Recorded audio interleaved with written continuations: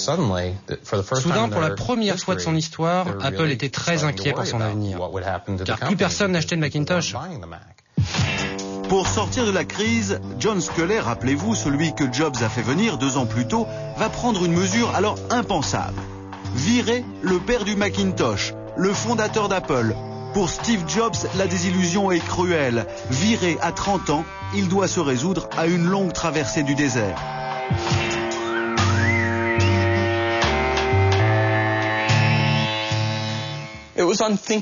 C'est impensable ce qui s'est passé. Personne à l'époque n'aurait pu le prévoir parce qu'il était l'âme d'Apple.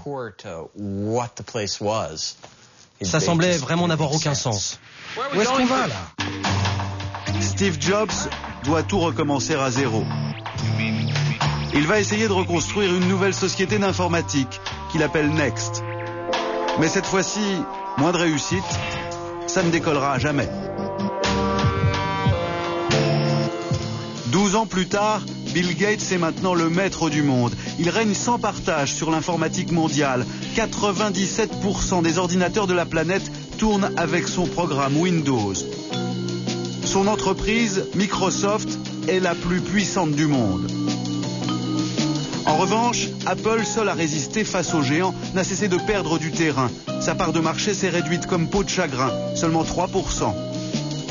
Pire, le 5 février 1997, Business Week titre « La chute d'une icône américaine ». Apple se dirigeait inévitablement vers sa mort. Ils ont essayé plusieurs PDG, ça n'a marché avec personne. Les gens n'avaient vraiment plus confiance. Même les fans les plus fidèles abandonnaient leur Mac pour se mettre au PC. Pour éviter la mort d'Apple, le PDG en exercice d'alors, Gilbert Amelio, va tenter le tout pour le tout. Sa dernière carte avant que la firme ne baisse pavillon, providentielle. Le gourou des débuts, celui qui représente l'âge d'or d'Apple, Steve Jobs. Avec quelques années de plus, il a maintenant 42 ans. Août 97, le fondateur signe son retour avec une grand-messe comme à la belle époque. Attendu comme le messie par les derniers fidèles de la marque, Steve Jobs va leur annoncer son plan de sauvetage pour éviter la mort d'Apple. Et c'est un vrai coup de théâtre. Je voudrais vous annoncer un grand partenariat aujourd'hui, très important pour Apple. Il s'agit de Microsoft. Stupéfaction dans la salle. Je sais. Certains croient même à une blague, mais Steve Jobs est très sérieux. Je suis très fier que nos compagnies aient pu résoudre leurs différends d'une manière très professionnelle. Et j'ai un invité très spécial à vous présenter en duplex par satellite. Il va apparaître tout de suite sur l'écran. Et voici son invité surprise, l'homme qui l'a trahi, Bill Gates. Bonjour. Conspué par le public, il incarne alors l'ennemi juré en personne.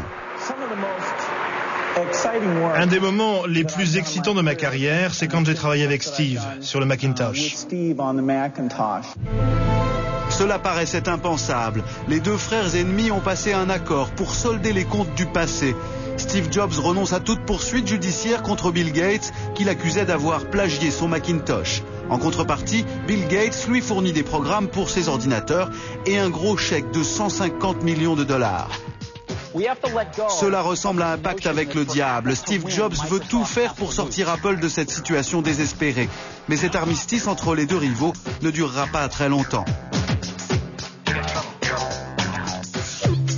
Quelques années plus tard, Steve Jobs a enfin sauvé Apple de la mort, grâce au succès de ses ordinateurs, au design très audacieux. Il va alors de nouveau déterrer la hache de guerre contre son ennemi. Nous sommes en 2001 et ce n'est pas avec un ordinateur qu'il déclenche les hostilités, mais avec ce petit appareil, l'iPod, son lecteur de musique numérique. Un vrai coup de maître, l'appareil rencontre un énorme succès planétaire, plus de 50% du marché. Jobs veut en faire l'arme de la reconquête face à la domination de Microsoft. Et pour cela, il n'hésite pas à ressortir du placard un bon vieux souvenir. La fameuse pub 1984 contre le puissant Big Brother. Mais dans cette version, il y a un petit détail qui a changé. Il concerne la jeune rebelle. À la ceinture, elle porte un iPod.